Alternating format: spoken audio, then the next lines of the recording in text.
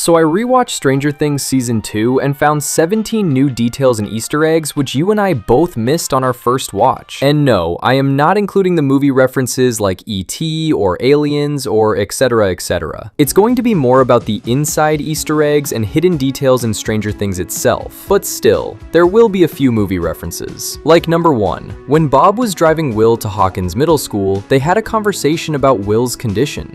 I mean Will's upside down condition, don't get me wrong. So Bob tells Will that when he was a kid, they used to live in Maine, and he was haunted by an evil clown named Mr. Baldo, and the clown used to try giving him a balloon. This is an Easter egg to Stephen King's It, or you can say Pennywise, because Maine is the state where the town of Derry is based in Stephen King's novel. And this is also a nice Easter egg because Stranger Things is heavily inspired by It. Number 2, in episode 1, when Bob visits Joyce in Melvald's general store, if you look closely, you can see that they sell the same masks that the robber in the beginning of the episode was wearing. Number 3, when Mr. Wheeler asks Mike if he would jump off a cliff just because his friends did, Mike doesn't answer, because in season 1, Mike actually did jump off a cliff for Dustin. I want a W Mr. Wheeler in the chat if you think he is the GOAT. When Will is out of control and everyone is trying to calm him down, Jonathan plays Should I Stay or Should I Go? And reminds him of the first time he played the song for him when their parents were fighting. The memory helps Will regain control, showing that even before Max escaped Vecna's possession, Will was the first person to break free from it. Number 5. In episode 9, right before Mrs. Wheeler meets Billy for the first time, she is shown reading Johanna Lindsey's Heart of Thunder, a novel about a rough outlaw.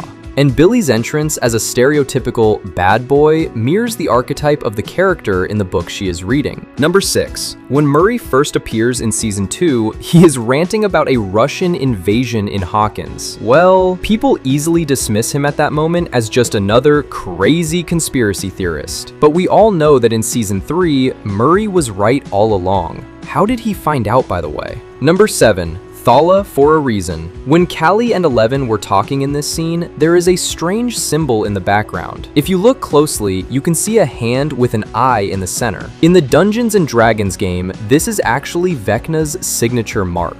Number 8. When Jane leaves her mom's house to find her lost sister, Jane's mom turns the TV to channel 8. This was obviously a small foreshadowing that Eleven's lost sister is number 008. You see what he did there? Alright, moving on to number 9. In episode 1, during a very awkward dinner at the Holland residence, Steve and Nancy are eating with Barb's parents, who are still holding out hope that their daughter is alive. Now, to avoid the awkward moment, Steve says that I love KFC. Now, in 1984, Kentucky Fried Chicken didn't officially change its name to KFC until the 90s. But I don't think it's a mistake by the creators of the show, because a teen in the 1980s using shorthand is not a big deal. Calling a Chevrolet a Chevy is a pretty human thing to do, right?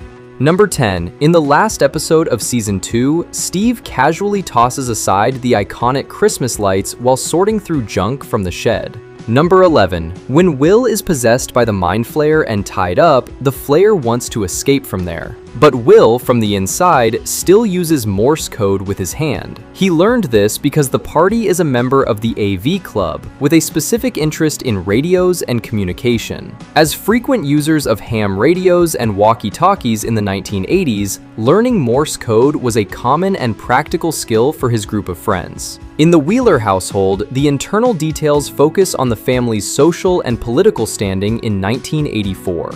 A lawn sign for Reagan/Bush identifies the Wheelers as supporters of the Republican incumbent. This stands in contrast to the Henderson household, where a Mondale/Ferraro sign indicates that Dustin's mother was a Democrat. Number 13. Ugh. During an argument, Eleven says it has been day 326 of her confinement in the cabin with Hopper. But Mike says on his radio that it has been day 353 since Eleven disappeared at the end of Stranger Things Season 1. This means they started counting from different times. Mike counted from the day Eleven disappeared, but Eleven only started counting when she began living in Hopper's cabin. So before Hopper found her, Eleven actually spent about 27 days alone in the woods by herself. Number 14. Max Mayfield is introduced when she beats the high score on the Dig Dug arcade machine. This shows that she is someone who can shake up the boys group and challenge them. But there's a small mistake hidden in that scene. Real Dig Dug arcade machines in the 1980s only allowed players to enter 3 letters for their high score names. However, Max's name on the machine is Mad Max, which has 6 letters. So technically, that wouldn't have been possible on a real machine in 1984. But the creators of the show probably did this on purpose because Mad Max looks much cooler and tells us more about her character than just writing Max. Number 15. Hopper uses a specific rhythmic knock to identify himself to Eleven at the cabin. For viewers who know Morse code, the knock spells out "it's." While Dustin is searching for Dart in the school bathroom, the word "evil" can be seen etched into a stall door in black ink. This acts as a small piece of foreshadowing, hinting at Dart's true nature and the dark events happening around Will.